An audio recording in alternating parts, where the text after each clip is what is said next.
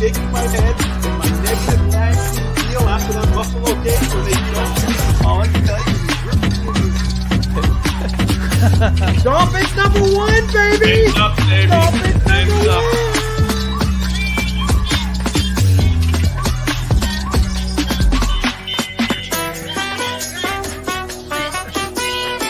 I swear, if a certain quarterback is mentioned in the comments, I got my beers ready. I'm going to crack it open. Or is it a We got Serbian some kid? Serbian kids,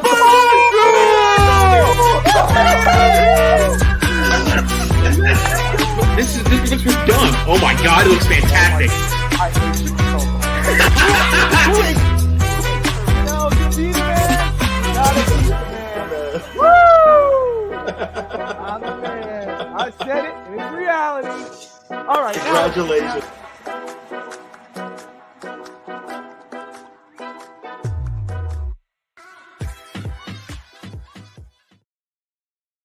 All right, hello everybody. Welcome to another edition of Dolphins Draft Talk on the clock. I'm your host, Bobby Finstock. That's Evan Posner. That's Michael Vogel. What's up, fellas?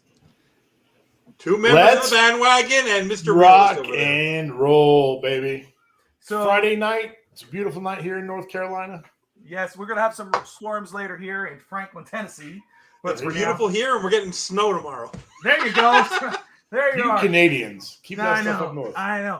I want to apologize for a little delay in time, everybody. Evan and Michael ran us late. They didn't want to show up for some reason. But Mr. that's Producer okay. fired. Speaking of throwing us under the bandwagon. Let me just say, Anthony Manzano is in the house. He is trying to figure out how to work his camera. But Anthony, how you doing? Yeah. Hey, Bobby. Could I just use my avatar because I can't? My camera's acting weird for some reason. Is it okay? That's fine. Yeah, you're in the back, aren't you?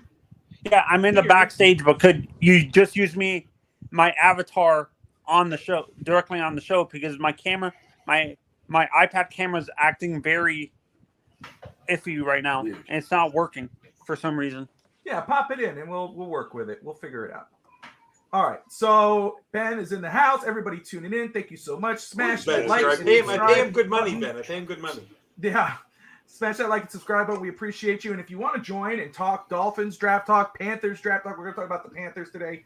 And then we're going to do a live mock. We're going to have fun with that. We've got so much to talk about. But first, before we get into what I had as an outline for tonight's show, guys, I want to talk about the pro day for Penn State. And, you know, we don't really go pro day by pro day. And, you know, we know some scouts are here and there.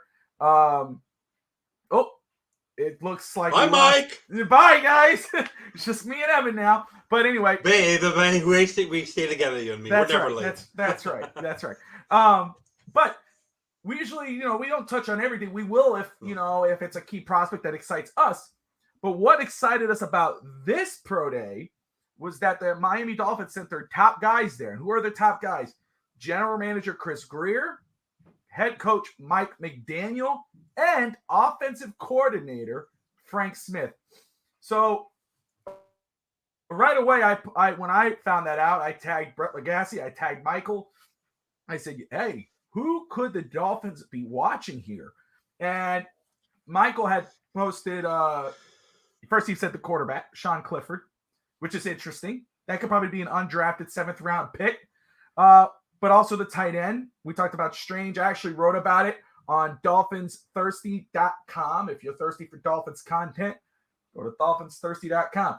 So some of the prospects, one guy that's very intriguing, which is a need for Miami, who was seen talking with the Dolphins and Mike McDaniel, is Brenton Strange. Not Mike Gesicki. You were about to say Mike Gesicki. Because I'm reading the article. Mike Gesicki. Because the article has Mike Gesicki in there about the tight end position. But it's Brenton Where did Strange, Mike the tight Gesicki go end. to school? Anyway, you're such a pain. Where did he go to school? Anyway, you're such a pain in my ass. Don't interrupt my thing. You quiet your mouth or mute your mic.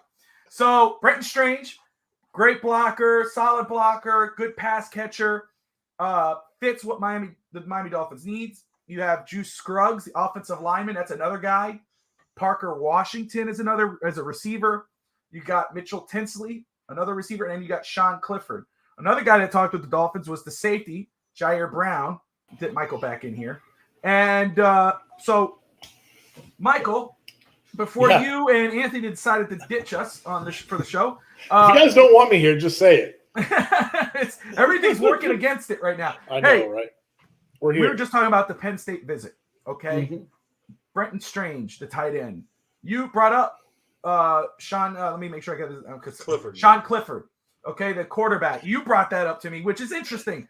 And I didn't really pay attention to him. I started reading up on him, watching him today, and he was very intriguing as a 7th round undrafted free agent. Talk to me about the prospects they have on the roster who would be a good fit for the Dolphins, in your opinion. Who do you like out of Penn State? I really just said that, to throw, the quarterback frenzy into a world of chaos, because I know you want to go on a rant. I know. Yeah. I like the tight end. And then they have an edge rusher. I can't think of his name off the top of my head. That you did tell me that. Because actually, yeah, I have it right here. They had an edge rusher that we keep hearing that Mike McDaniel always wants to grab an edge rusher in the draft. So that might be one of the areas that they're taking a look at. I'll find it real quick. So yeah, edge rusher. Look, what made me lean on offense here, as this is an offensive, is that Frank Smith joined them. Of course, yeah, I did. They did talk to Jair Brown, the safety there, the top safety. Yeah, they are. I would not be surprised if the Dolphins drafted someone on defense from that school, but their eyes are on an offensive prospect. In my opinion, they were there to look at one guy, and obviously, we're going to think is the tight end. Right. It does make sense, obviously, because we need a tight end. I did watch a little bit of film on him today.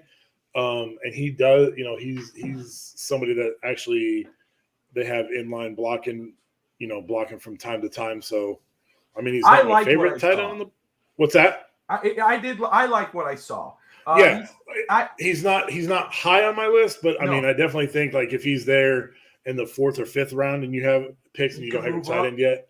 Yeah, I would definitely. The guy I was thinking of was Nick Tarburton. There you go. As an edge rusher, yeah. Mm-hmm. The edge rusher. But that is not where they're going to go. No, you don't. And again, that happens all the time when a team goes into a pro day and they're looking at one player, and then all of a sudden they start falling in love with this guy over here. They're watching him, and it happens all the time. Teams go look at a certain quarterback, and then they start loving the receiver who's catching the ball and end up drafting that receiver instead. So they could get one of those defensive guys, and they're a very good defense. Obviously, the most popular is Joey. Well, it's the same thing. Like when you're watching film. Like for instance, we were talking. I think we mentioned before. Like I was watching Iowa for a person, and then somebody else on the defense stuck out over here, or you're watching offense, and then Sam Laporta stuck out. So. Yeah, there's always, that's what to me is like this world that I love so much. The scouting community is all about like just, being able to see something catches your eye that maybe not catch somebody else's eye. And you kind of run with it to see where it leads to. So Dolphin fans, as you're watching here, again, you're watching On the Clock. We're at the Dolphins Draft Talk segment. We start off Dolphins Draft Talk before we move on to NFL. So put any questions, any comments, anywhere you're leaning. And again, take a look at the Penn State players. Go read up on DolphinsThirsty.com about which players the Dolphins may be looking at. And go watch some film on them. Go to YouTube, type in that player's name, and tell me what you think about him. Anthony Manzano, he's been trying to get in and out. His camera's not working. So I'm going to get Anthony back in here. Anthony, keep your camera off, but leave your mic on so we can at least get your audio so it doesn't kick everybody out again. Let's try to do that if you don't mind, okay? So I'm going to go ahead and get Mr. Anthony in here. Anthony, you there, brother? Yeah, I'm here. I'm sorry. My camera's been acting weird the past few days. No worries at all, my man. We're glad you're here. And I'm surprised Evan doesn't have with StreamYard. I'm surprised Evan doesn't have technical difficulties like I do. In Canada, we have beautiful fiber internet up here. Anyway. Don't get them going. Okay, Anthony, we're talking about Penn State, the Dolphins, Mike McDaniel, Frank Smith, and Chris Greer attending Penn State's pro day. Have you been able to catch up on that at all today? Honestly, I don't really care about the pro days, to be honest. Like, I like the combine, but I don't have the patience to be sit. They don't really show them on TV a lot. Like the pro days, like they Yeah. show highlights, but they don't show the full pro days. And And then- I don't have the Big Ten network here. Right, Where and I then live. like when they do show the stuff on NFL Network, it's always like the top guys and not the guys that Exactly. fought Guys us that- at 51 and stuff. So yeah, I completely understand that. So Yeah. go ahead. And Go to- ahead, Anthony. Yeah, and to be honest, Bobby, Penn State really like their pass rushers is what you need to pay attention with them. It's not any other position; it's the pass rushers. To be honest, Yeah, I think with the tight end, when we were talking about Brenton Strange, that's not somebody you look at he's a blocking guy. 51. He could catch too, but that's where his specialty is blocking. And when I did watch some, I have to watch more of him before I give a. But what I saw, I liked. But I could see him. If it's not a 6th round, trading up in the 5th round and grabbing him if you don't get a tight end at 51 or 84. Evan, you had an interesting take before the show about these prospects, about that tight end. What was your take on what Miami should do with this tight end when you were saying how much they like them, just based off Chris Greer, Mike McDaniel, and Frank Smith all being at the pro day today? Well, them being there, I think that picture, that picture being dropped with them standing there, I'm sure the Dolphins sort of leaked that.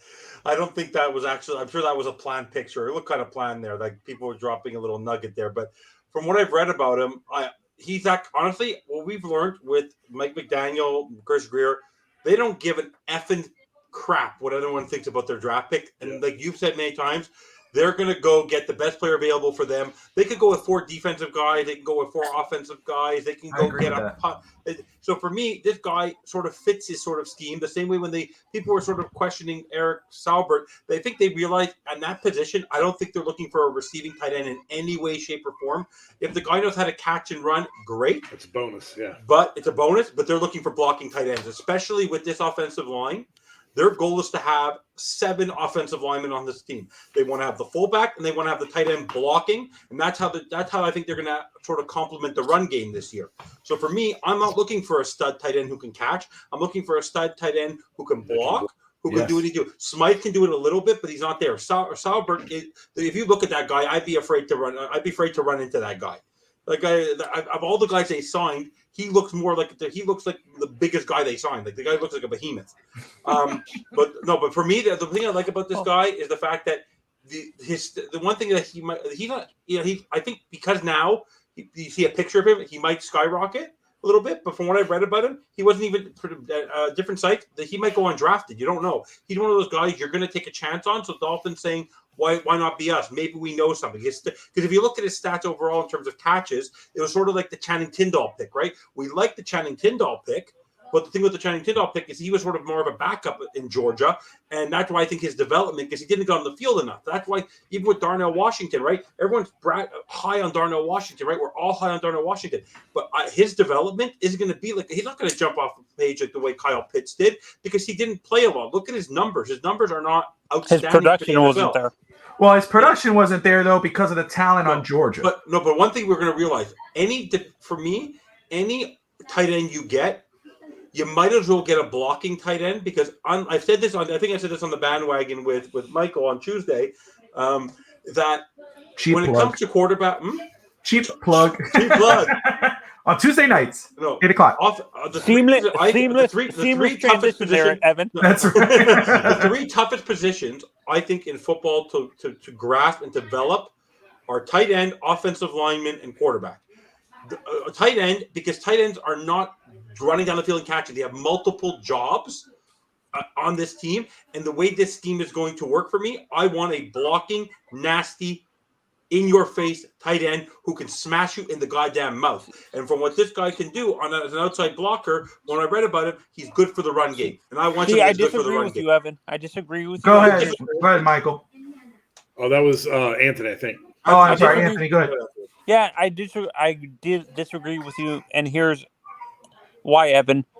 Out of his own mouth when he first got hired, he said he wants a tight end that's a carbon copy of George Kittle, not just a pure blocking guy and stuff like that. But by the way, I did, yes. However, he was also the run game coordinator in San Francisco, and he forgot about the run game. So Mike McDaniel is going to adapt to the strength of his team, and he knows he ain't throwing the ball to his tight end very often. When he sees Tyreek Hill and Jalen Waddle going downfield, and Eric Izukawa, who's probably going to be the number 3 receiver on this team, and Braxton Berrios running down the slot, he ain't throwing to his tight end much this year. I predict no tight end on this team will get more than 30 receptions if they're lucky. Okay, so let me ask this before I get to Michael, because I want to touch on something Michael texted me earlier in the week, and I have it on here because we're talking tight ends, and we're going to transition into that. But Anthony, is there a tight end? Because you said you disagree with everything. Is there a tight end that you say this guy is the best fit for Miami based off what you think or what McDaniel had said about carbon copy of a George Kittle? I'm gonna say this: the guy I've been banging the Jackrabbits tight end. Yeah, that's your guy. Tucker. Tucker Kraft. Yeah, he was my number 1 pick. I love Tucker Kraft, but I don't think I don't necessarily. If he's not there, they might wait. They might just wait. No, he's gonna be there because, to be honest, there's limits with it. They're worried about his apparently his athleticism is not as high as scouts expected, Dave.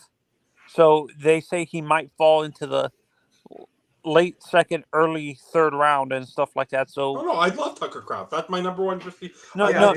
But this is an option for by the Dolphins showing so much attention to a player.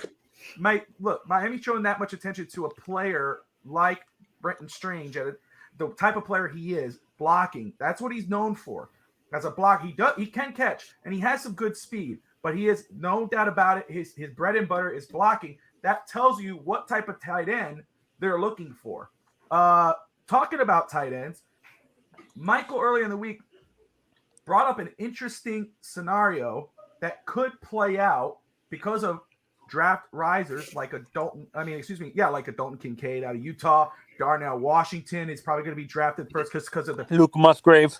Yeah, that Michael Mayer may fall into the second round.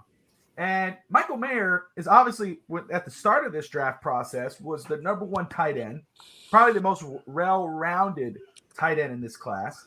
So, Michael, first off, before we get into any question, let me just start it off. What are your thoughts on how that plays out, if it could play out? And is it a realistic possibility he could be there at 51? And would you grab him if you're the Dolphins? You're asking me. He's a Notre Dame fan. Of course he's going to say yes. Well, but just more than that, like I've seen him play almost every snap of his college career. And he is the ideal tight end.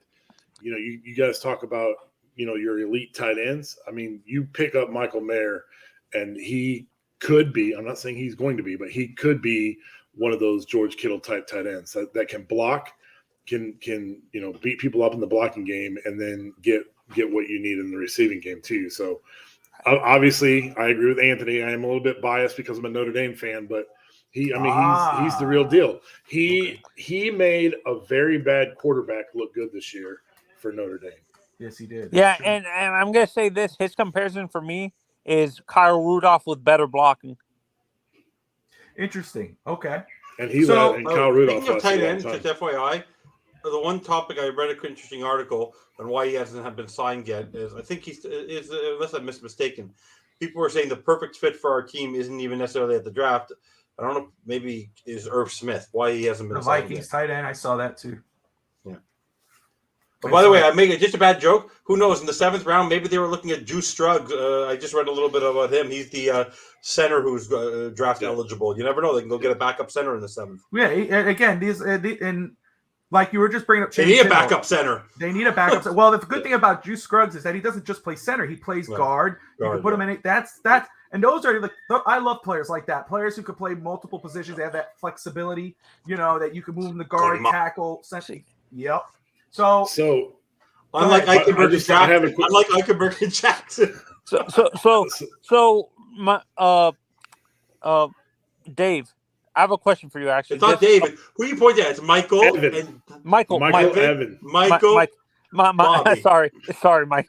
What I was going to ask was with Michael Mayer specifically. Do you think there's a possibility that there's an injury that cropped up? That's why he might be falling, or the other guys are just I think the guys are better. rising. Yeah, in my opinion. he didn't perform, as like he didn't have the freak workout at the combine like Darnell did, and Kincaid. Obviously, there's coaches out there that like Kincaid just because of his hands alone, but I think Michael Mayer might fall a little bit because those other two had probably better combine workouts. Which again, it's guys. That's the issue with Notre Dame tight ends, Michael, too. Yeah. That they're not. They don't. Yeah. They're not elite at one skill. They're just good overall. They're a good football player. Yeah. So I think, if you're asking me, I think that might be the reason there, for whatever reason, whenever Notre Dame players go to the combine, a lot of, like when with the limited amount of picks, would you guys trade up to 30 where the Jacksonville Jaguars are? That's a great question. That's what Anthony. I'll tell you why, because that's actually my next question here on the sheet. So it's pretty funny you asked that. Or can we turn it? Can we spit? Yeah, you've got it. You're going in the right direction. Yeah. I just want to. Is there, if a player like Darnell Washington, Michael Mayer, Tucker Kraft, let's say, for instance, let's play this out. If Darnell Washington is still there at 28, okay, the end of the first round, we know he more than likely is going to get taken before Miami's pick. Michael Mayer, let's say he falls to 31. That's that last pick in the draft, or a Tucker Kraft. Are any of these players worth considering to package a deal and trade up and get them? Or and maybe costing two of Miami's picks in that draft, or maybe a pick next year. You and I discussed that earlier in the week, Michael. Or should Miami allow, which I'm a fan of, allow the draft to play out, see who falls to you, and if not, you got Cameron Latou, you got Strange out of Penn State, you got other guys. Yeah. So I'm going to start with Michael. Anthony, you can follow up right after Michael, and then let's keep our answers short, detailed, and short, and then Evan could pop off right after that with his answer. His 8-minute rant. For me, I think shots fired. Love it. I think for me, it depends on who you value at that position. Is tight end the guy that you need, and day one ends, and one of those stud tight ends is there that you want, or is there an offensive tackle? For me, because I'm an O-line guy, I would love to package 51 and a second next year to jump up and grab DeJuan Jones out of Ohio State, 6'8", 374 at right tackle. He was blind. He would be to his blind side tackle. I know there's some people that are skeptical because they don't want a rookie doing that, but he was an elite offensive tackle, offensive right tackle. So he's not switching positions, and he's one that I like. I like that. Go ahead, Mike. Anthony. Honestly, at the most where I would trade up for one of these guys if they fall is maybe 32, 30, between 32 and 35 and stuff like that. Those, because you're not going to have to give up you're going to have to give up less because there's not a big what is it called? Draft value gap between those from 32 to what is it called? 32 to 51. Maybe 500 points. If you go into the first round, you're gonna have to. It's 1,000 points. Yeah, I'm not talking about moving into day one. I'm talking when day one ends. Whoever has that next. Get into draft, me too. And what Anthony's referencing, in case people who are watching, and whether you're watching on Twitch, Twitter, Facebook, or YouTube, we appreciate you. Smash that like and subscribe button. When Anthony's referencing, when he's talking about points, in case people, or the value system, unless people don't know, it's the trade chart, which I believe was made famous by Jimmy Johnson. Which basically says, okay, if I'm going to trade you the first overall pick and you're going to jump up from 15, here's basically what you have to offer. Use this chart and you can subtract, and go based off that. If you don't know what that is, go to Google, type in NFL trade chart, and you should be able to see how that kind of works. I use that when I do mock drafts. That's how I'm able to come up with. Yeah, and for me, this is where I say, honestly, I would Kincaid, Musgrave, and Darnell Washington are going to be drafted in the mid to late first round. Tucker Kraft and what's his name? Michael Mayer are going to be available, I would trade up maybe our second this year, a third next year, and a fourth in 2025. Is that too much, or is that equal trade value for a 30 draft pick number 32? I honestly, for me, that might be enough, especially if you love the player that much. If the Dolphins value that player, that might be enough, and you get that guy. For me, I would wait until it's in the 40s, and whoever's sitting there, if they're still in the 40s, maybe a Tucker Kraft, like I brought up a Tucker Kraft at the 45th overall pick, then I'm going to move up. There, I could probably say, okay, I could give you obviously my 51st overall pick, and maybe give you either the later draft pick in the sixth or 7th round, or maybe I'll give you a player. Which player do you want? And I could just move up a couple spots, or give you a pick next year, an early pick for next season. Evan, what are your thoughts on this? Is there any player that you think is worth trading up for, or would you rather just sit back and wait for the draft to come to you? I let the draft sit back and wait because like I've said, even on the bandwagon, I don't really trust Chris Greer in his drafting, and he's never been an aggressive person. And the last time he was aggressive, this was Liam Eichenberg. So for me, I don't necessarily trust it. And You're such a hater. You're such a hater. I agree with you, though. I agree. And just to make a very quick point, the fact of the matter is that they built themselves around this draft. Even though I sort of think they went, instead of going to Gucci, they went dollar store shopping on the offense and the free agency this year, and they did clear some point. They did some key players. I think they're going to stick where they are. If they don't get the players they want, they're still going to be free agents. There's still going to be free agents who aren't going to be signed post-draft, like an Irv Smith. You never know. There's some Matt Feeler on offensive line. I think they're just going to stand pat. I love what Evan's saying, because I got to say this. I know this might scare some Dolphin fans, but I truly believe that the Dolphins, or the top brass in Miami, are very comfortable where they are at with this roster. Yeah. That I think that they are absolutely comfortable sitting back and waiting, let the draft play out, get the 51, maybe go best player available. Could be a tackle, could be a guard, could be a tight end, could be a surprise pick. And I think that they could go, okay, we could go into the 7th round or undrafted free agency and go ahead and plug up our holes. I just have this feeling, based off what Miami has done this free agency, besides the Jalen Ramsey move, they've been very conservative. They haven't done any real kind of... But no one else has, right? Well, what I'm saying is that I think Miami is comfortable to say, okay, we just got to plug up these holes and fill up this, and we should be all right next season. The only one that's a question in regards of what they've done, I know people bring up the offensive line, Eichenberg, whatever. They got to get depth, and really their line is set in regards of backup and starters, but they could still add somebody and guy could get cut off. Same thing with the running backs. You look at the running back situation, you go, they're set. But really, any of those guys could be cut tomorrow. $7 million. That's exactly. $7 basically million one player. For guys. The Miami Dolphins have set themselves up again to just go best player available, be flexible, and do what's best. Evan, go ahead. You had your finger up. And my other point was the fact that I have this feeling, we talked about it on all of our other shows. There are so many people who, the Derrick Henrys, the Dalvin Cooks. If other teams are so gung-ho about getting these players, they would have been traded already.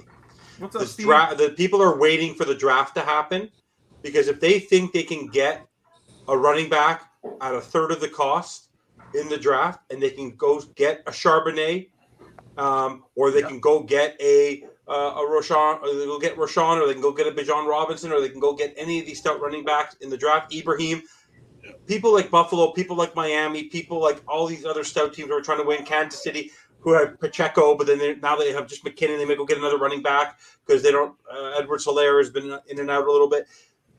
People or Tennessee might go after a running back. It's like, until those things happen, the dominoes aren't going to fall. This is one of those drafts where I find even though it doesn't have that star power necessarily, it has a lot of play. It has a lot of good to great good players, not elite players, but good to great players in this draft, and that's what you need to win. Like, when I look back on it and you think about it, most average, even NFL fans, could not name you the offensive line of the Kansas City Chiefs, or most of the people couldn't name you half the players on their team because they're good at their positions. That's what you want on your football team. You want good, reliable players, and that's what this draft gives you. Unlike past years, where you don't have to reach in this draft to get a good football player. Let me just say, I think it's a great point. Great point. We're gonna move on now. We're gonna talk about Zach Charbonnet. You brought him up.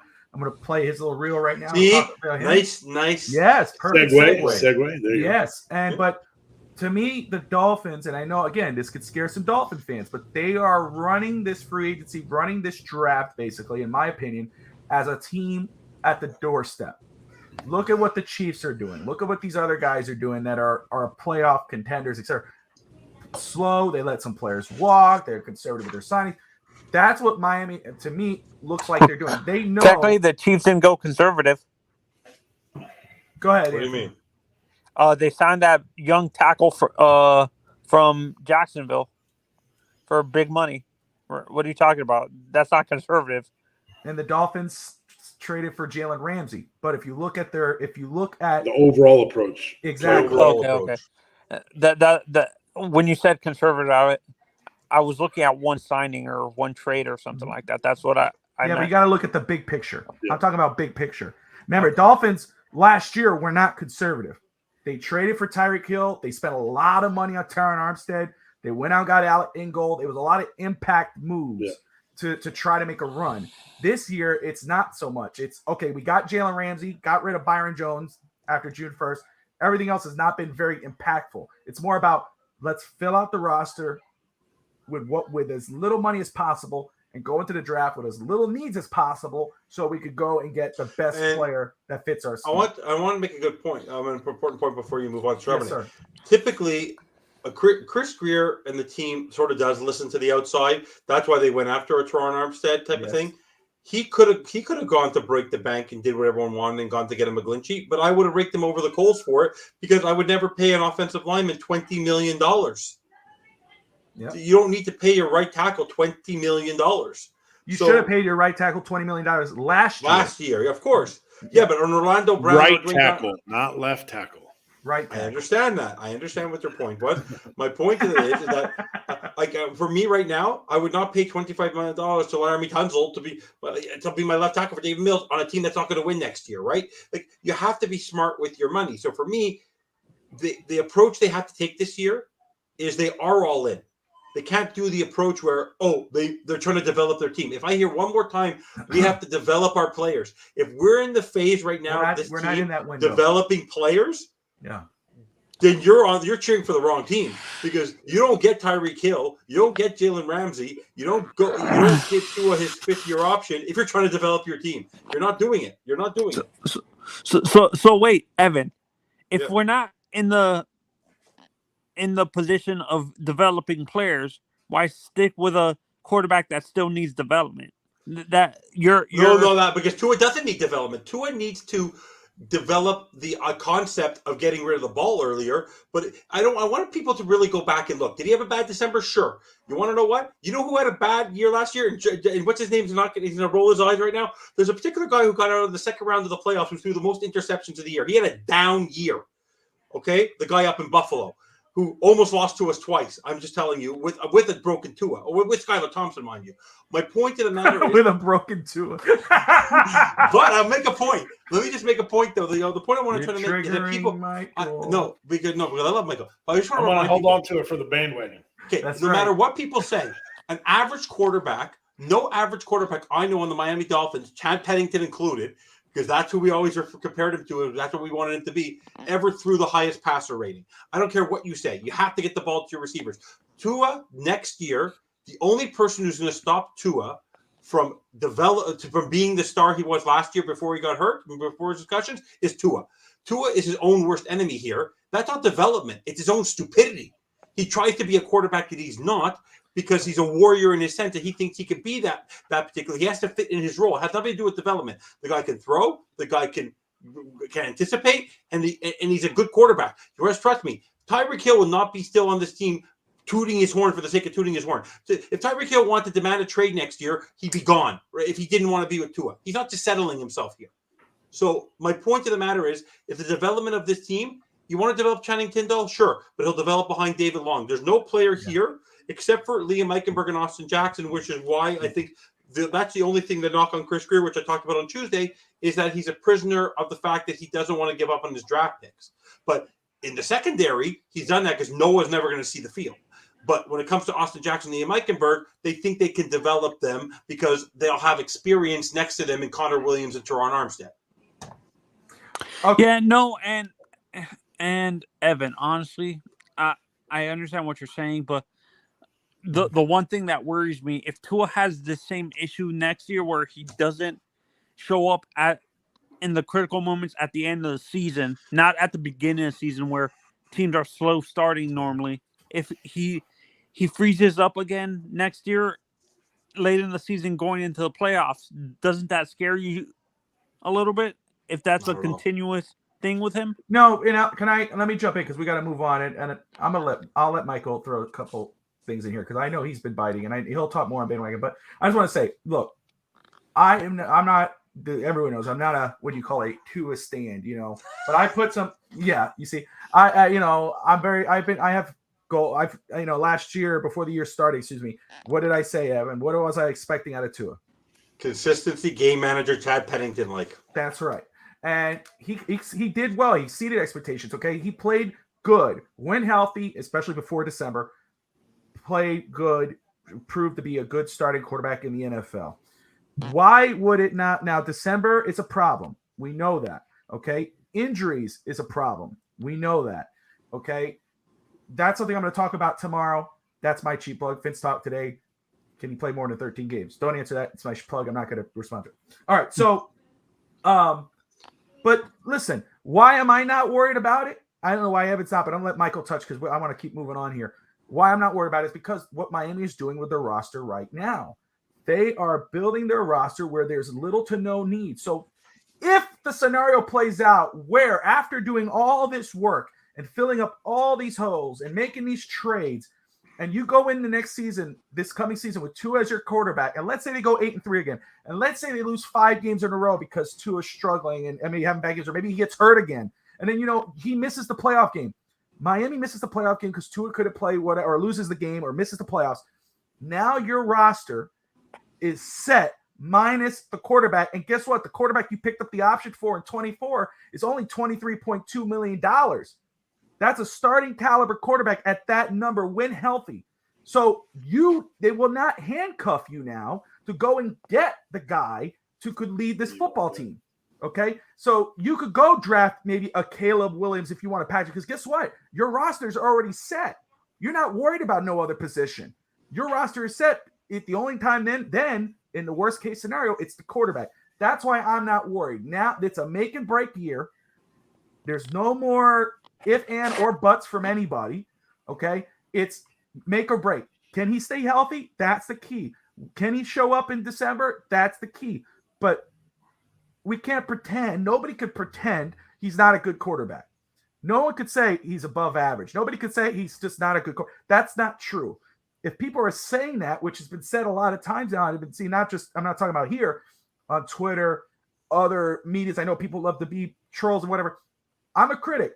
I hold Tua to a high standard. He's our starting quarterback. You should. Anybody who doesn't and says you're not a Dolphins fan because that's not true. That's BS. You should hold your guy as a starter in a high standard. But to say he's a bad quarterback or above average quarterback is simply not true. He's a good, very good quarterback who can't stay healthy and struggles in December. And he's a system quarterback, which is not a bad thing in my opinion. Michael, go ahead. I'm sorry. Well, I'm not going to go super long into this, and I'll be the first to admit that, if next year happens and Tua gets injured again and concussed, then like Bobby said, we can move on from it, and it's not going to cost us an arm and a leg.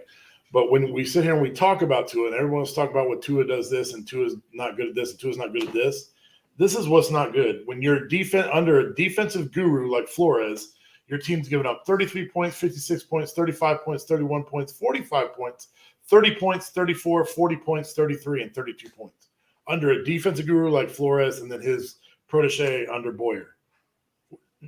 I don't care who your quarterback is. If it's Tom Brady, if your defense giving up that kind of points, you're not going to win games. So you get Fangio in here, and his whole time in Denver, he had, I think, a total of 4 games where they gave up around 34 points. So that is all I'm going to talk about until we get to the bandwagon on Tuesday. There you go. So let's go ahead and move on. Okay, so let's talk about a potential Dolphins draft target in Zach Charbonnet. And let me just say, UCLA halfback. He said his name right the first time. I know how to say his name. 6 foot, 214 pounds. Last season, he had 195 rushes for about 1,359 yards, 14 touchdowns, 7 yards per carry, 37 receptions, 321 yards, no touchdowns. A ground and pound, 3-down type back that will make you pay if you try to bring him down. Great size and strength for the type of bike that he is. Displays excellent ability to be patient and has the vision to allow to play to develop and hit the open hole. He's not really a back, even though you're going to see some stuff here that you want to have out in the slot, but he could get the job done. Look at that. Look, he's not the fastest back, but if you give him time in the open field, that pickup speed is really nice. Big play, Charbonnet. That's right. Oh, So, gosh, so wait. Hold I have on. a question. 1 second. I'm very excited about the potential of him being on the Dolphins, and I'm very excited about seeing him in the next level. But as a Dolphins fan, being biased, I'd love to see him in the aqua and orange. I think him and Mozart would be complement each other very well in the Miami's backfield. Go ahead, Anthony. Is he a wide zone runner? He looks like a zone runner, but not a wide zone. There's 2 different types of zone running. He doesn't seem like he's fast enough to get to the outside with all the wide zone running. Well, he is zone because wide zone. When you run zone, you run inside zone and outside zone, or you run. We're mainly a wide zone scheme, though. I mean, from what I saw in that film, I would definitely take a shot at him. But I understand what you're saying. You have Mozart, you got Jeff Wilson there. That you already have those 2 guys who could do that for you. You need a ground and pound back. You need a first off, a bell cow back. This guy offers you that. Okay. And again, I hear a lot about the scheme. Oh, but the scheme, go back to when Mike McDaniel was hired. What did he say when they said Tua did not fit his scheme? He will build the scheme. He has a scheme, the Shanahan scheme, but he will build it around the player. They will adjust to the player. That's what every good coach does. Exactly. So I'm not worried about what scheme he is or what zone he runs. We have 2 guys who can do that. The other 2 guys that should be worried if the Dolphins draft Zach Charbonnet is Myles Gaskin and Ahmed, not Jeff Wilson and Mozart. I think those guys are safe. We have those guys in that already, but Charbonnet offers that potential as a bell cow back at 51. So let's go because we ran a little far back. I want to get to on the clock and talk some Panther stuff, just because we were supposed to have a guest on here, but he had an emergency. But we are going to touch on that because it is the number 1 pick. We are the draft show. We're going to get on the clock. But before that, I want to go ahead and make sure I have this right. Share my screen. We're going to do a mock draft and make sure I pull this here. Make sure I get that. I don't care about glasses. Make sure I'm looking at the right thing here. Let me fix this. Dang it. You could have paused and traded. No trade ups. We're not going to do the trade ups right now. Well, maybe we can in the next one if you want. But I'm going to roll with that for right now. Bear with me for just a second. Okay. Well, that works. I just want to make sure that everybody could see everybody. Okay. So let me go back to the draft. All right, Michael, you are our starting point here, sir.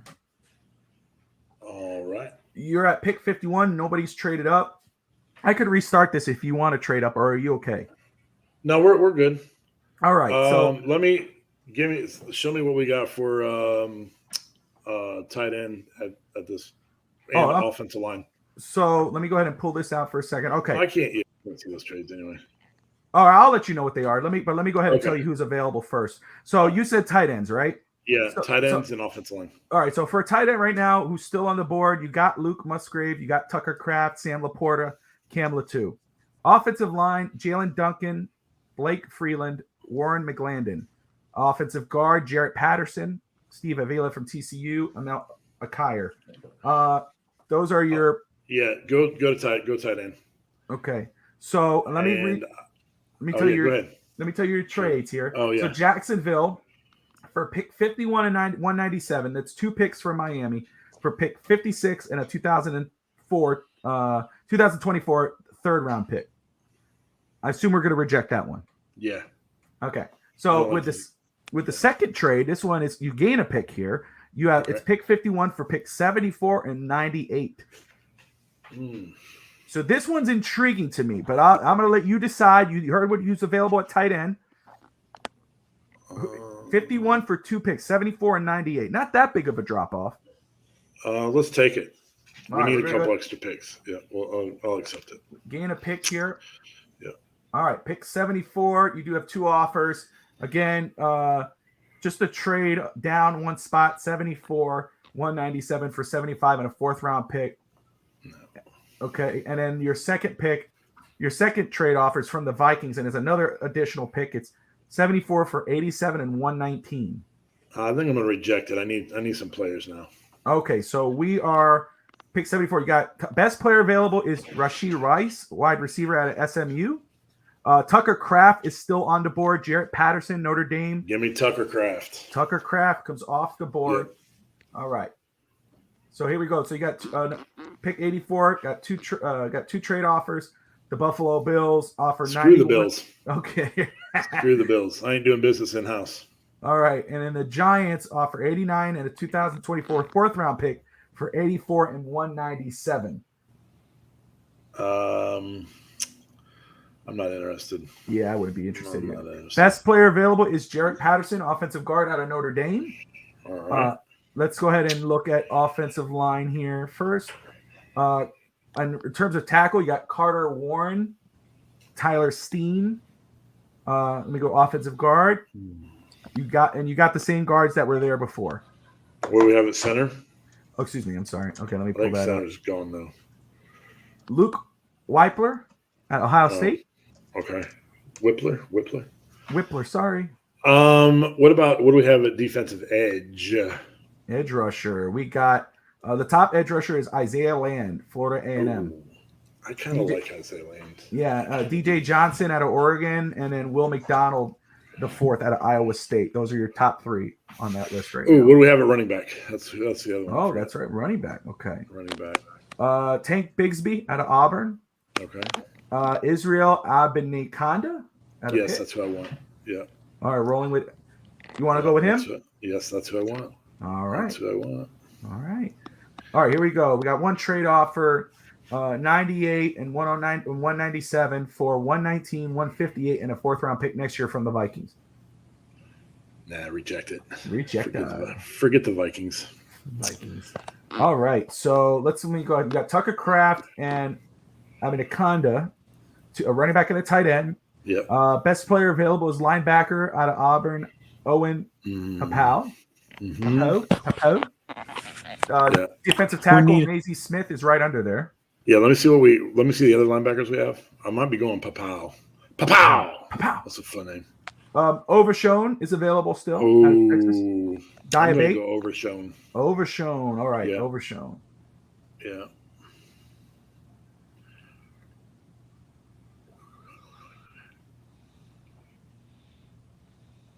We're going to. Could I recommend a pick for you, Michael? Yeah, absolutely. Can you check special teams real quick? See, go to punt, kicker first.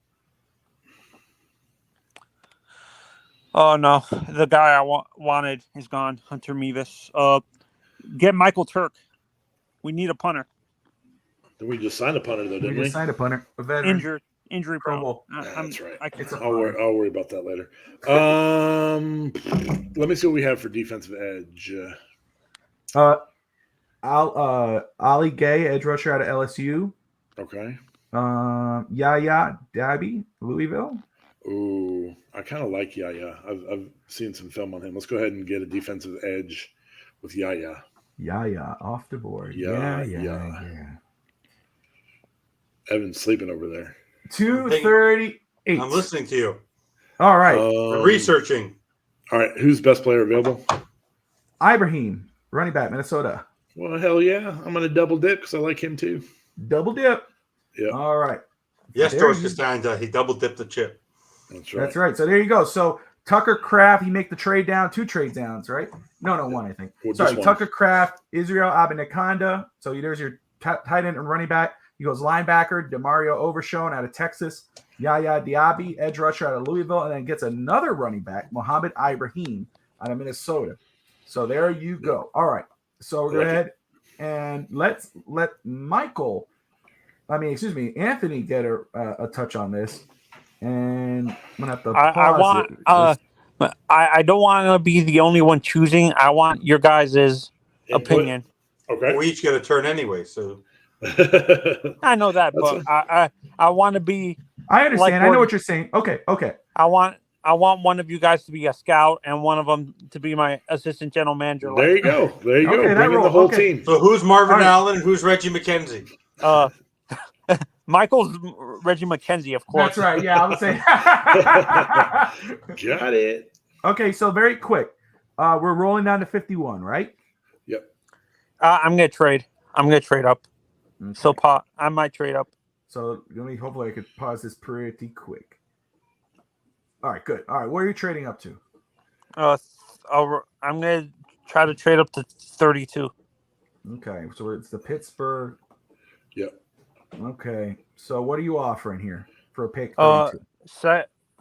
Second, fourth, fourth. that fifth, and a second next year. All right, so let me make sure. So the second round pick, 51. Yeah. And then any other picks from the current year? It's No. a 6th and a 7th. Okay, so only Next next year, year. So you said a second next year And a fifth. and a 5th. Okay. That's been accepted. So we'll go ahead and hit go. And here we go. Anthony getting aggressive here. All right. Like it. Whoa!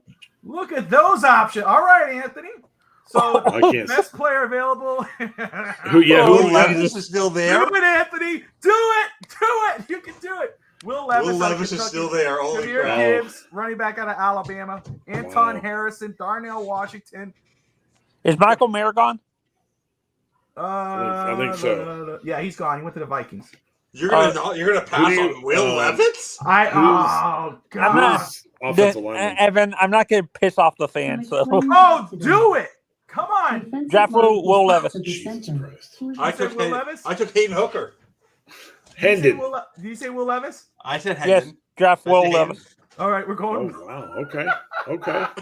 Hey, best player available. You shocked the Steve, NFL. Yeah. Here When you you go. got for real, like when you got that fall in your lap. Absolutely. Okay, so there's a trade there. I don't know if you can see it. 84 and 238 from Miami for 121 and a third round pick next year from the Jags. And then here's a that's big better. trade right here from the Vikings. They always seem to do this. That's the Saints, not the 84. Vikings. Jesus. 84 The in the Saints. The 2024. Saints, not the Vikings. The Saints. Shut Evan. 2024 6th round pick for Miami for 115, 142, 146, and a 24 4th round pick next year from the Saints. Before, can you tell me what tight ends are available? Absolutely. Sam Laporta. Cameron Latou. He's a carbon. He doesn't block. He's basically Mike Gesicki. I disagree. Go to running back. Condre Miller, Sean Tucker, Chase Brown.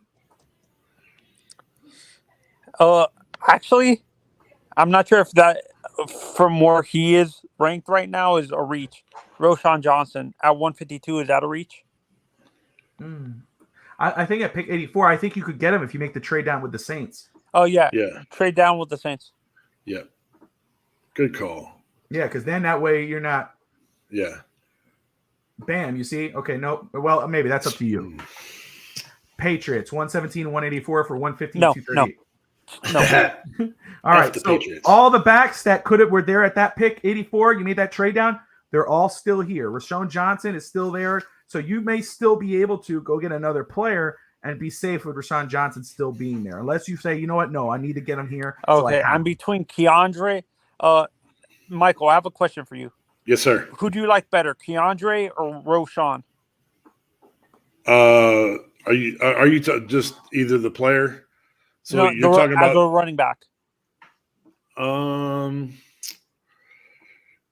I think I like Keandre over Rashawn. Okay. I want your opinion, Evan. On which on who? Keandre Miller and Rashawn Johnson. Rashawn Johnson. Okay, you're- it's split. I want your opinion too. Who do you prefer?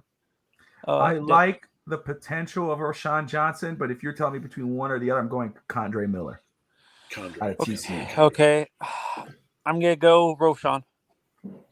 Damn, like There you that. All right. Go with the heart, baby. Go with the gut. All right. Damn. Okay. 142. There's a big trade. 3 draft pick. You get 2 draft picks. 142 for 160, 172, and 254 from the Giants. Pause. Don't go to special teams real quick. Go to kicker. Is Hunter? Oh, damn it! Not. Go to defense. Go to cornerback.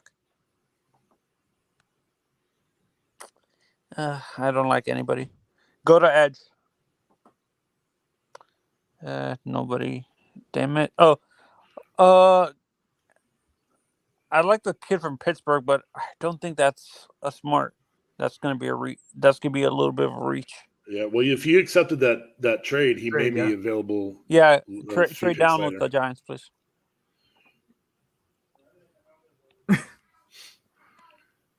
Hey, Bill Belichick. Belichick has an offer on the table. 3 draft, 2 extra picks to trade up for 146. I'm not gonna give Bill Belichick the satisfaction of trading with him. He's sick. Go to all real quick. Oh, okay. Ooh, okay. Savarian Dennis. Tajay Spears. Actually, I'll double down. I'll get Sean Tucker. There you go. I like that. Okay. All right, you're at pick 160 now. Did I draft the tight end? I can't remember. Can you click I don't on think it? you. No, you got Will Oh, Levis, yeah. Rashawn Johnson, and Sean Tucker. Uh, Schoonmaker. That's a good pick. I like, yeah. Good potential there. Shoemate. Schoon. Schoonmaker. Schoon.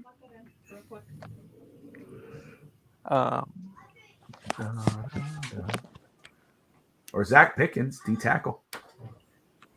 What happened with Christian Wilkins and Shoemate. Just draft Shoemate. Shoemaker. Shoemaker. Yeah. Luke Shoemaker. Shoon. all right, you're at 172 now.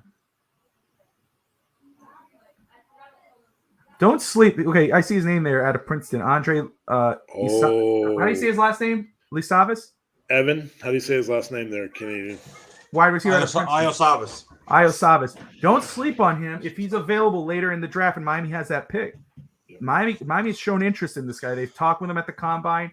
Do not be surprised if Miami gets that, picks him up later in the draft. Go ahead, Anthony. What do you think? What do you got going?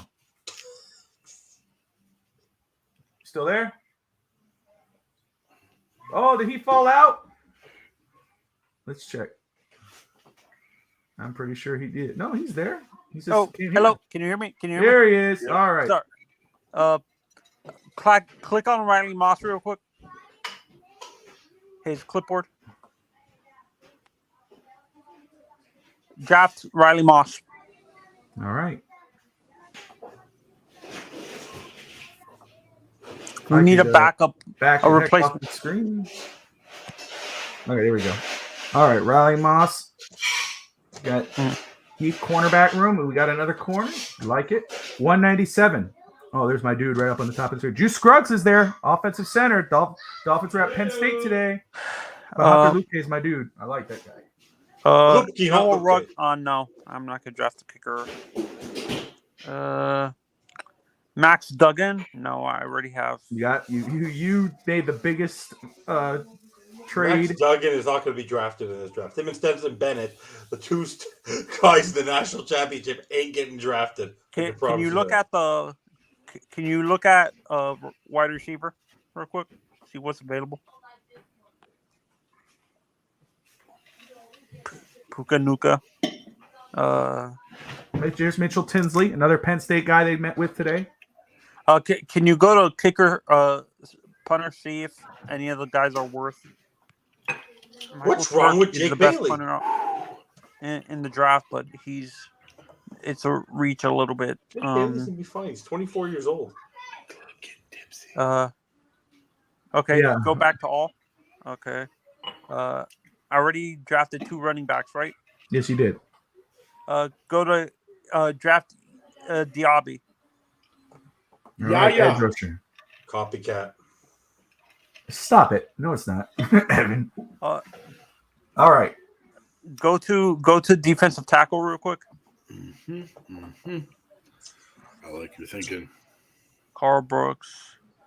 Can you click on Byron Young from out of Alabama? Can you click on Moro Ojamu real quick? See what it says about him. Texas. Byron Young. Is he a pure nose tackle run defender? He could play. No, he could be. You could put him at edge. You could put him at deep. Daniel. I'm gonna do Moro Ojamu. Right. There you go. All right. So there's that. I don't see the comments, Evan. So if you see comments, let me know. Daniel, go to punter and Will get Levis, WTF. Yeah. Go to Michael Turk. All right, there you go. So let's go ahead and recollect here. So he makes the big trade up and drafts Will Levis out of Kentucky. He traded up to 32, and that wasn't. He just traded up to 32. He didn't know Will Levis was there. He made the trade. We just saw how the draft played out. Will Levis was there. Darnell Washington, some other guys, but he went and got Will Levis, who was the 9th best player on the board. You go best player available. Will Levis. Of course, that will cause a shitstorm in Miami, but hey. I don't care. I do not care. Honey Badger. Rashawn Johnson, running back out of Texas. Goes double dips on running backs against Sean Tucker out of Syracuse. Schoonmaker out of Michigan. Riley Moss, a corner out of Iowa. Yaya Dabby from Louisville. Muro Ojomo out of Texas. And then a punter, Michael Turk. So there you go. So Daniel, thank you for watching the show. We appreciate you. Put what you think in the comments below. He already did. WTF. Oh, there you go. Okay. So, what was your thoughts on my draft, Evan? You're okay until you wasted a pick on a punter. So we're at about an hour. Jake Bailey's 24 years old. So. 2 minutes, I think. So let's keep this ball rolling. So Evan, you are on the clock. There's the trade. If you see it. I will do this in 1 sec. I just wanted to make a point. At the end of the show, Bobby, in your beautiful voice, you forgot today, and I was waiting for you to do it. We have to wish yours and Brett's favorite general manager a happy 53rd birthday. Mm-hmm. Whose birthday is it? Chris Greer's. Oh, okay. All right. Wish him happy birthday. We'll do it. I'll do it. Focus, breaking Evan. News. Focus. Yeah, Evan, come on. We're running behind here. I know. Breaking news. Alabama out in NCAA. It's a beautiful thing. Yes. All right. Moving on. Reject the Titans. Shut up. I reject the Titans. I only remember. The only thing I like about the Titans is remembering the Titans. That's what I like. Let me see. Good movie. All right. See, that would have been all right. 51. We're at 51 here. I'm not even going to react. I am taking, because I disagree with all of you. I'm taking, and to make my friend at the bottom very happy, I'm taking John Michael Schmitz. There you go, John Michael Schmitz. I want Connor Williams at left guard. I do not want him at center. If John Michael Schmitz is there. All right, 84. No trade. Zach Evans is best player available. Go tight end for me. Cameron Latou out of Alabama. Makes a lot of sense for me. Zach know, Kuntz out of Old Dominion. I like him. I like Zach Kuntz also. Alabama. Where's the Go kid running from back Penn for me. State? Go running back for me. Go running back.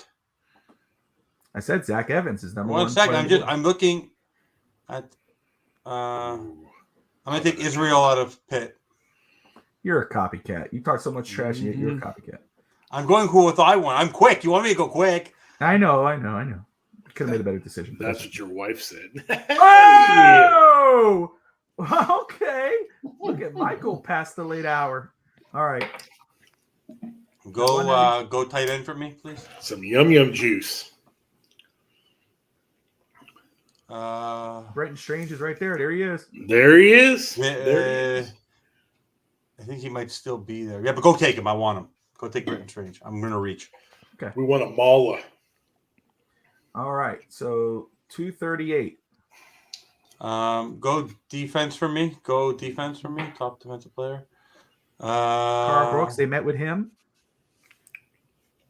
Garth Brooks. Go Carl Brooks or Bowling Green. They're gonna go with the guys they met with. There you go. So there's Evan. Evan gets no trades in this one. He kind of goes like Michael last time. Yeah. But goes I John like the Michael. offensive lineman, though. Minnesota gets it. One of my favorite players is Israel Abinakanda. Gets him out of Pitt. Brenton Strange. They met with him today out of Penn State. Tight end blocks, catch. He's a fit. And then Carl Brooks, another guy they've met. All right. I'm telling you, they're going to go after players that fit, that can play, that fit their scheme. We know this, Evan. No, we don't, because everyone's thinking they're going to go do this crazy thing. Chris Greer is not going to listen to anybody. He is going to get the player he wants. That's what he's always done. That's what he always will do. Because you All want right, to know Bobby, we need some good draft trades. Come on. Give me a deal. Give me a deal. Son of a... No, no, I'm not going to take this one. Oh, but I am going to take this. Look, he's right there. He's right there. I'm going. I ain't not even thinking about it. Got my tight end. I am set. Let's go to. You realize I would have screwed that up because I would have been too focused on a trade. I'm not trading with Buffalo here. I'm not moving out of this pick. 84 for 91. Jordan Battle. I am going Zach Evans with this pick. Miami has met with him. Miami has met with him. The Dolphins have a deep backfield right now in the secondary. Brett is screaming at you right now. I'm sure he is. You skipped Jordan Battle. I'm okay. All right. So hey, listen, he's okay with that. I'm just all right. All right. So I got a running back. I got a tight end. I'm taking a look. The number one is the kicker. No Ruggles. That's funny. I am gonna go. I'm going offensive line. Anthony Bradford out of LSU. That's what I'm doing. Dum bum bum bum. See, I didn't get no good trades, but that's Evan okay. Hull. I'm happy. Yeah, right. It sucks when you don't get any good trades. It sucks. I'm gonna go get Evan Hull. They met with him too. I know they met with him. Anthony Ojiri. Vanderbilt. Yep, he's there. Yeah, that's what I was gonna say. And Anthony Orgy. That's how I'm going. Anthony Orgy. Bam! Come on now. Come on now. Come on now. All right. How crazy, guys? That's an honest question. How crazy would that be? What would happen in the draft in real life if Will Levis fell down to the second round? He won't. There's no chance in hell. No. I'm saying if it happens, because something weird like that. This happens. is my thing, and I think I said this to Michael earlier in the week, and it's not Evan's fault. It's I know exactly what he's saying, and I get it. But that's one of my biggest pet peeves when it comes to the draft. When somebody says, "There's no way in hell that player is going to be there," and then guess what? Round two hits, and he's sitting there, and we're going, "Oh, remember Brady Quinn? Remember Laramie Tunsil? Oh, yeah. Mom, I don't have a charger. Aaron Rodgers? We're talking about we're talking 32. There's no way. That's my Randy iPad. Moss. You're gonna jinx it. Stop saying it. There's no way Randy Moss is going to be there at 18. No way. And then bam, there he is. All right. There's no way Dan Marino was going to be the 5th quarterback picked in his draft. You see, that's my point. Okay, so we are on the clock. We're gonna run this past.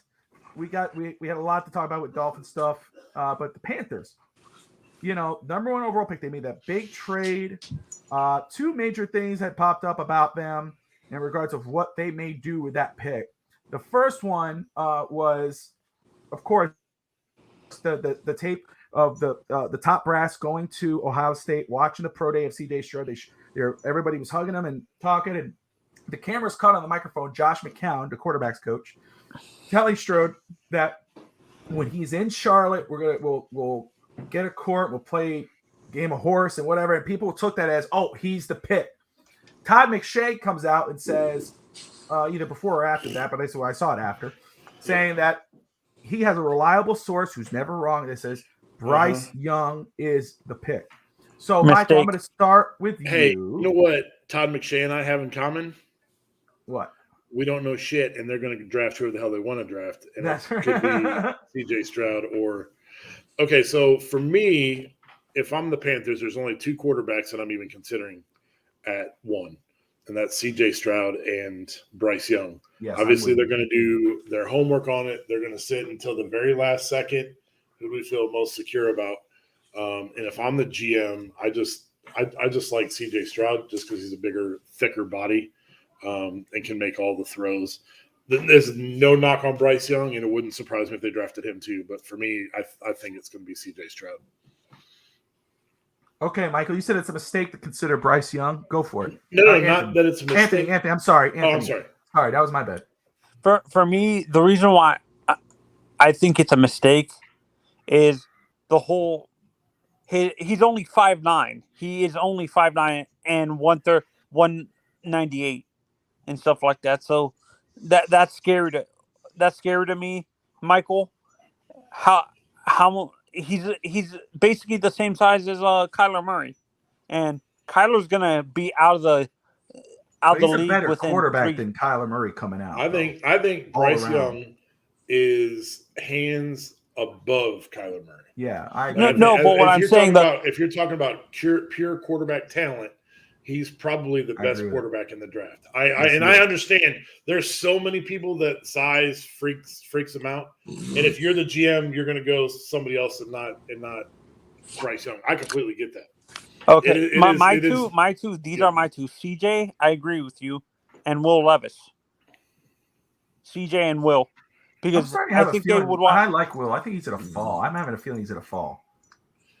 I have and I like Will a lot. I like his potential, but I'm having a sneaking suspicion he will fall in this draft. I just feel like if Will Levis was their guy, they could have just moved up to 3, and sat at 3, and he would have come to him because that's just my opinion. Yeah, no, and Michael, this is what I'm wondering. Do you think? Just because they haven't done an interview with him, maybe they're doing a private work. Sometimes they don't always announce the guys that they're interviewing or doing workouts with. So maybe they're just going to their pro days for Bryce and.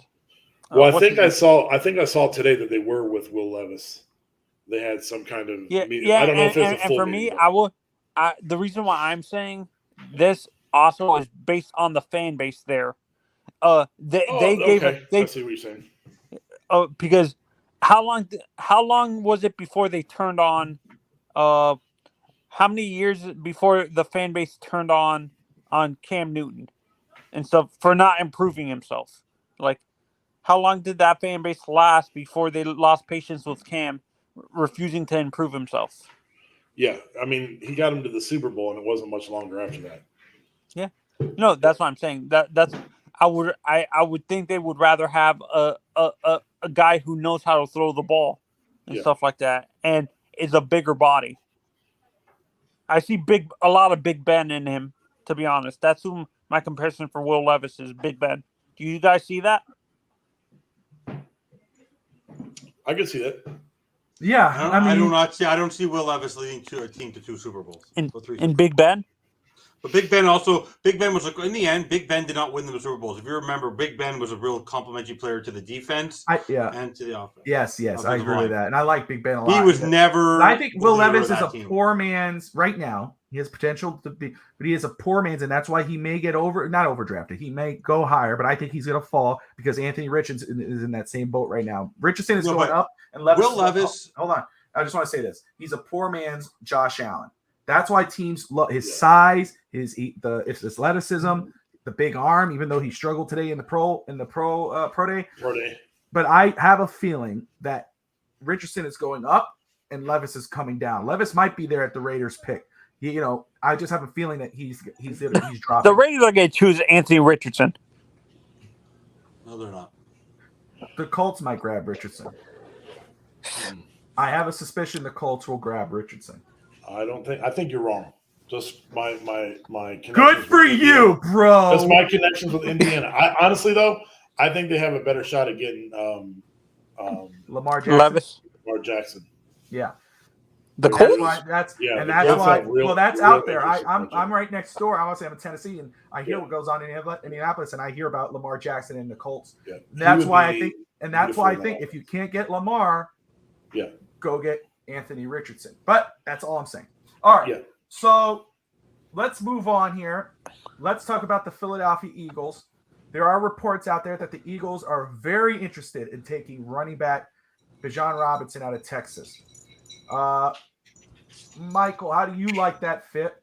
And would it be the right move for the Eagles in your opinion? Is that are you saying that they're wanting to pick him first Yes. with their first pick? I've just kind of been researching a little bit, and I feel like Eagles or people in the know kind of feel like they're going to go edge or defensive tackle first. So I think they go defensive tackle, and then whichever running back is available with their next pick, whether it's him or So would it be a mistake to take him with their first pick? I don't think it'd be a mistake. I just think that they may end up going defensive tackle first. I mean, if he's what they need, I don't see that as a wasted pick at all.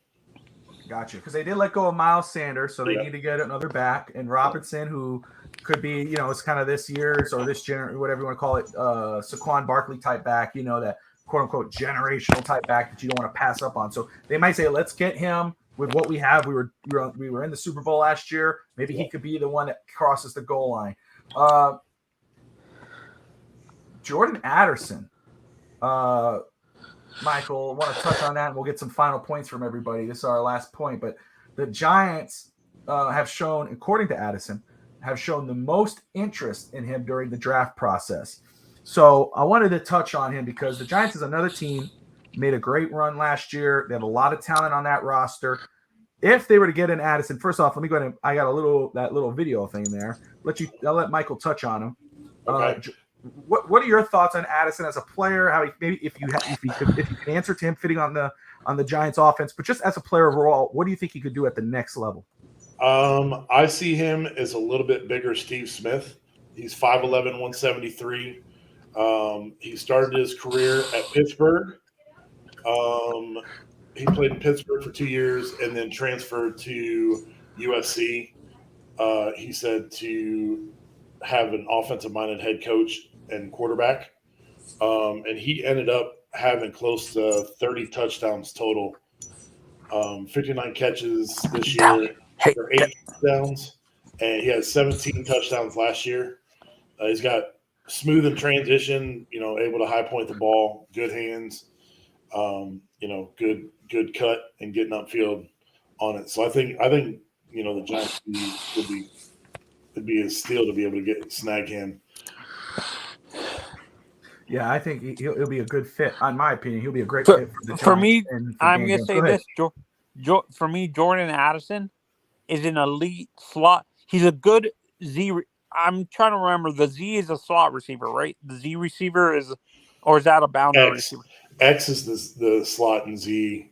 Yeah, no, Z. He's a good Z receiver. He's going to be an elite X receiver, to be honest. But he's a decent boundary guy. But he's more going to be, like you said, he's a Steve Smith, basically, clone. A bigger Steve Smith. Yeah, a taller one at least. Yeah. So great points. I know we ran a little past the hour there, which is okay. When we're having fun, we like it. Something we love doing is talking football, talking draft.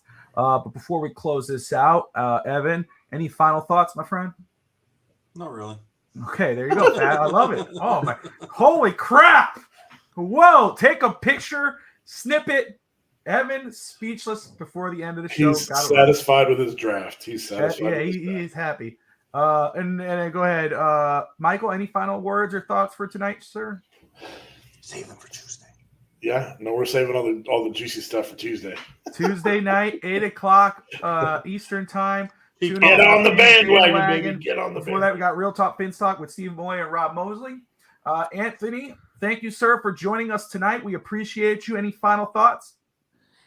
I was shocked Will Levis fell that far.